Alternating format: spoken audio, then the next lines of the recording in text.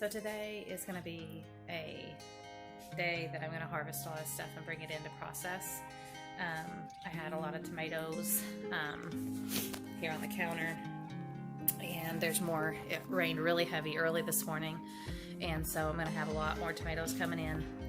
I'm also over here, you can see I have a mess. Everything's a mess, and that's just going to be part of it.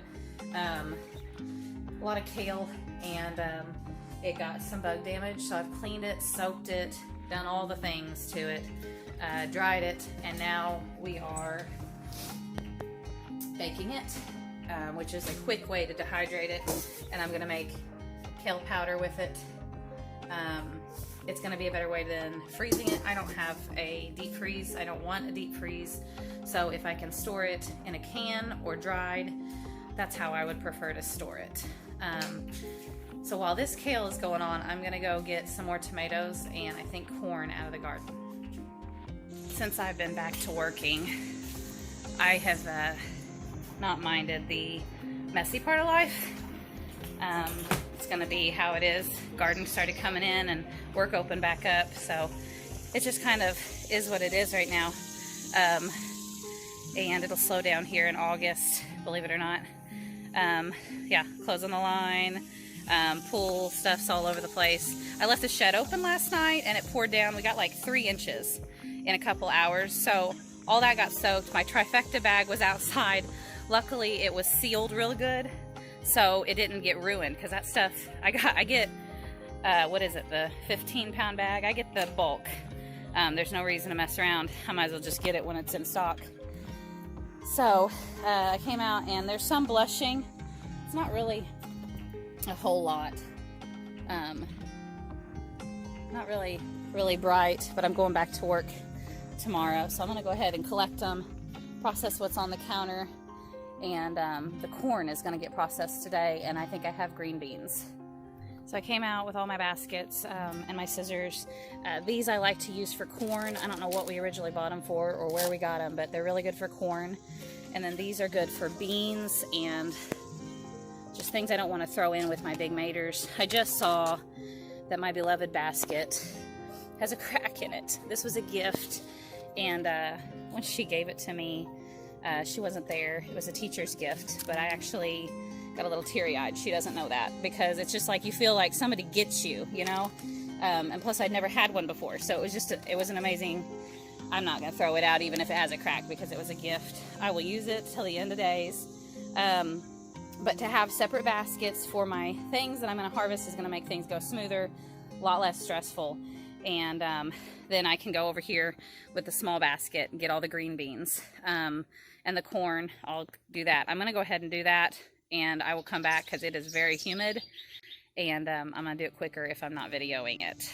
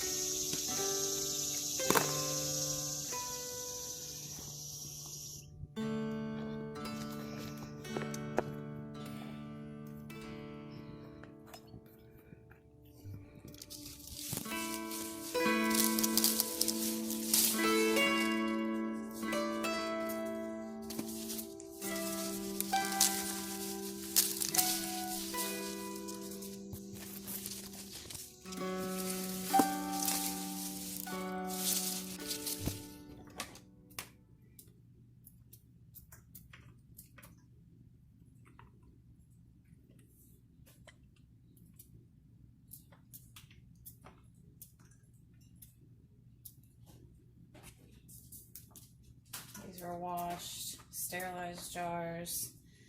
I'm just going to snip off the ends, cut them in small pieces. They're stringless because they are picked young, and I do think they are a stringed type variety if you let them get too big, but I don't feel strings in them yet.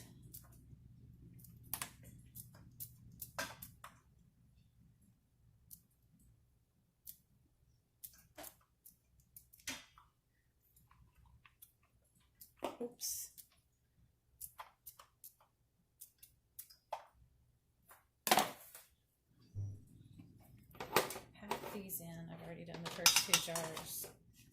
I know that's loud. I had to go back out to the garden and get that handful. So I have 3 full jars. The canner won't operate the same if you don't have 3 jars. Might be too much pressure and it might bust a jar. More than anything, I usually have it boil over, where the pressure will get too much in the jar and it'll boil over, causing green beans to be, these are all fine, they're all clean. I need 1 more jar, so I'm going to sanitize it. Okay, I use the name brand rings. I got more, or not rings, lids. The rings aren't as important. It's the seal that you want. You want that seal to be good. You aren't supposed to reuse these, but if you know what you're looking for, you can make sure the seal is good. You might get a couple more uses out of. They don't suggest it, but I do it. I'm going to sanitize him while I'm filling these jars. And you want to sanitize your ring and everything when you get it all out of the drawers, because you don't want to mess with it not being sanitized. This is hot. This is going to go in these jars. It's boiling. It's more like a simmer. Your hands are kind of numb from doing this after a while. Just filling it to that top ring.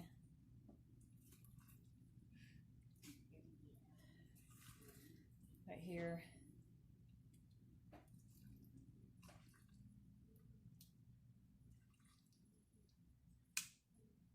And you want to fill it to about here. You want to make sure all the green beans are covered. So I push them down. They'll cook and float up a little bit, but you want to make sure you get enough water to the green beans.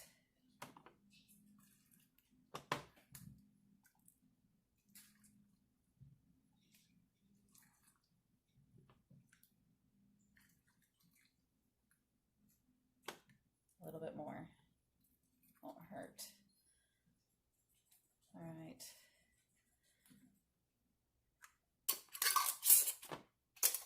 They are hot. If you can't handle the heat, use a mitt or a jar thing that I'll use that for the end.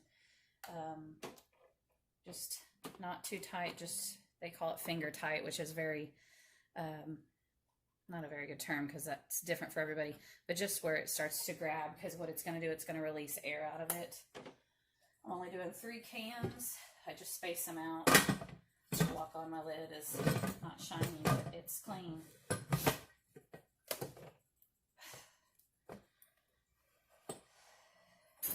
I get that on. Green beans need 10 pounds of pressure for 20 minutes. So I put it on the tin, which is there. My allergies kicked in this afternoon after pulling the corn out, so I'm sniffling, but I'll get through it. There's 10 pounds of pressure. I don't put that on yet. I'm sorry. I wait till the steam comes, then I put that on, and then I usually set, once I put this on, I usually set a timer for 20 minutes. So we'll have to wait till the steam comes out, which usually takes like 5 minutes. While my green beans are, we're waiting for the pressure to rise. I'm going to show you if you don't feel comfortable with canning, pressure canning specifically. The Ball recipe jar, sorry, the preserving guide by Ball gives you like a step-by-step. I've lost the page now. Makes you feel a little bit better about it. This is a great book. I have taken some notes though on things that I changed and just leave them there. But there has been more, I think there's been more cases of like salmonella and stuff like that in fresh lettuce than there has been in home canning. Not that it can never happen, but it's not very likely to happen. So I've washed all these. They were drying, and I was going to show you what I do to process them. This is not the only way. I've got toys here and everything. This is not the only way, but it's the way I do it. Even though this looks like a lot of tomatoes, I need about 5-gallon bags of tomatoes to make some sauce. So I have a 5-gallon baggie there. I take my ripe tomato. This is a San Marzano. The lighting is not great here. I take this little tool. It's just called a strawberry or tomato thing, but you just want that off. I usually have a bowl here, but and then you just score the bottom of it and put it in the bag. And I'm going to freeze them so that when I have more,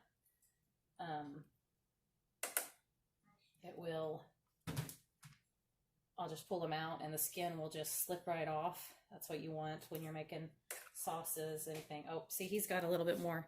He's got like blossom end rot. I've got really bad lighting right here. I'm going to just do the same. I'm going to pull that off. And if there's any, I'm really wanting to just process the San Marzanos, but if I were to process one of these, then I'm going to also get that bottom little brown spot off where he just cracked a little bit. Those are spots that won't allow the skin to slip off once it thaws. You can also blanch them. You can do this process and then blanch them in hot water, and it's a mess. It's a lot faster and a lot easier to just do it this way. Plus, if you don't have all the tomatoes coming in at once, then this is better for you. I might give him another day because he's got green. And that's another thing. You can wait till they're a little bit more ripe. Not all of mine had made it to the best stage of ripeness. I just do that while I'm waiting on my green beans to get pressure.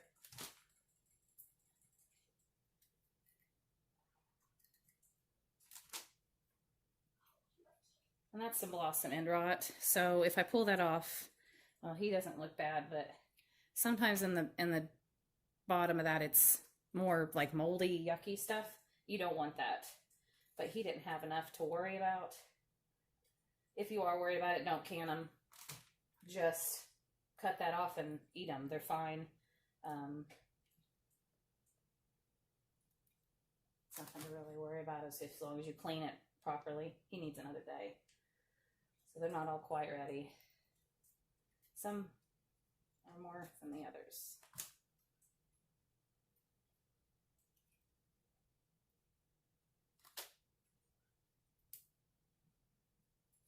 It's aroma.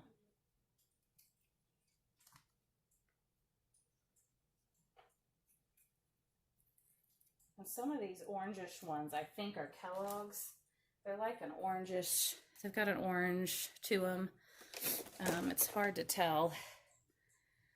That they've got like an orange, red, green tint to them.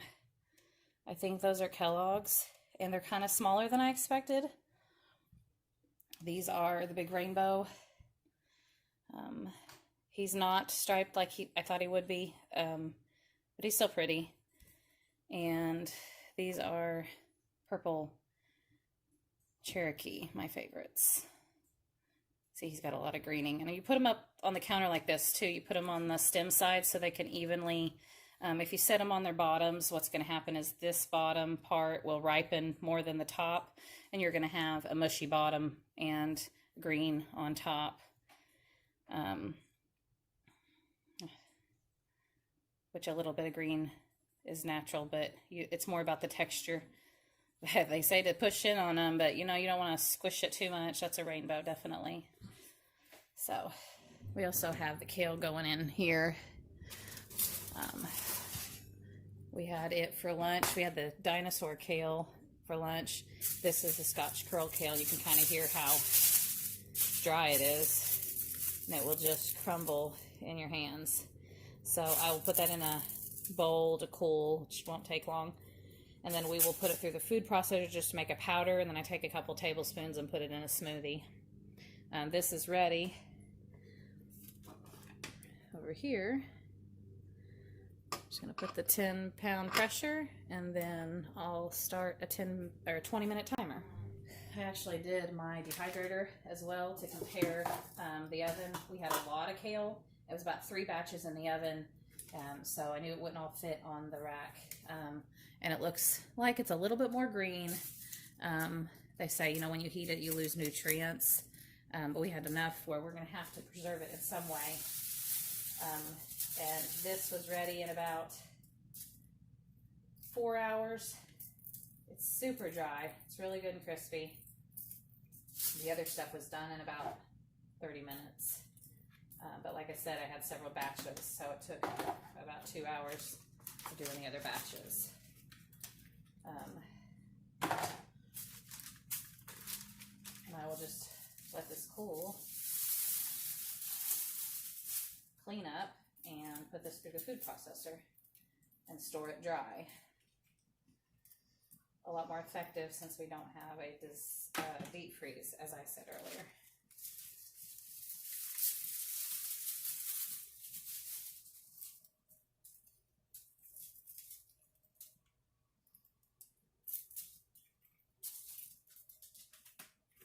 So got a few minutes on the green beans, and I'm going to just chop these. I make sure that he's big enough to fit in the jar.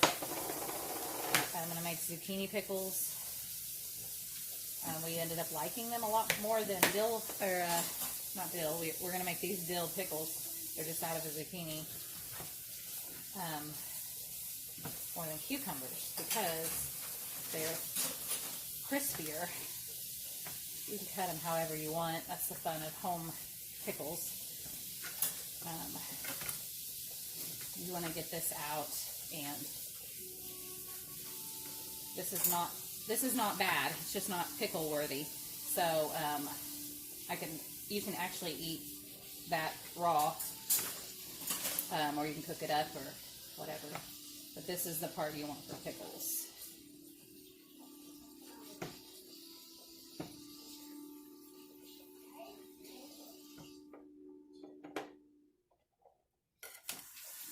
So the timer just went off for these green beans. Turned off the heat. I'm just going to let it cool down. I touched this. It's still got pressure. So I don't know if you're supposed to, but sometimes I'll release some pressure. But if it's got pressure behind it, you absolutely cannot take this off yet. It's going to, when you twist it, it'll pop and hiss, and it's not safe. So until that stops hissing, I'm going to keep doing pickles.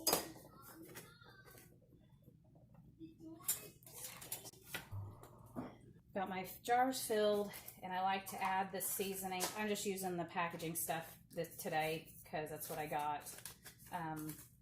But if you have a fresh recipe, it's good to do the same process with the different spices, basically. It's half water, half vinegar. I found that is pretty much the best ratio for your brine. And I add the spices right to it. I'd like to add a little bit of dill too, just fresh dill, not the stuff they have in the mix. And then I will spoon that in. This is done. Very hot. And that is still coming to a boil. So I will pop this off.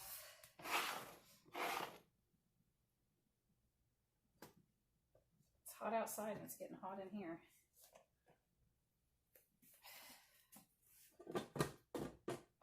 Tilt it so you don't get steam burn. Ooh. And then it looks like they did good. them out with this will be boiling or higher, and see there's still bubbling inside of there. So you want them to set out and cool. You'll hear a little tink when the lid seals, and I usually set them on the my little china cabinet thing, but I usually set them out for 24 hours to make sure they stay sealed. Just to make sure, because it's the worst when you put a whole batch into the cabinet for storage and they don't seal. Anyhow, after 24 hours, they're good to store. If the seal breaks in 24 hours, then you want to go, you can put them in the fridge or use it within 24 hours or within a week. So I got some dill sprigs. They were actually dehydrated. They're not totally fresh. I'm going to just fill this with the brine mixture. I don't have these set out. Usually I like to set the lids and everything out as soon as I get it. Make sure they're dry. These are reused and approved. I'll wipe this rim down and let it seal. And we'll get those off a hot surface. I'd like to get them over on the counter, but the counter's kind of full too.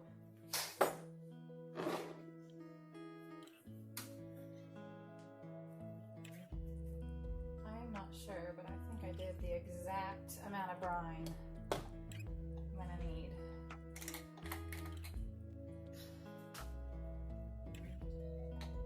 It's hot.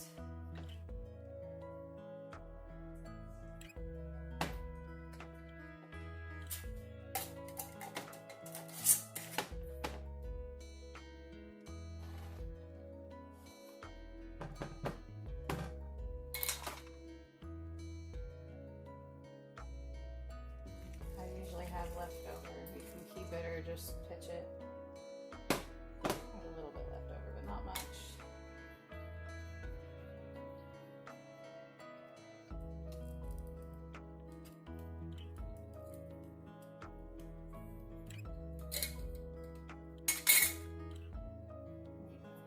Or a towel.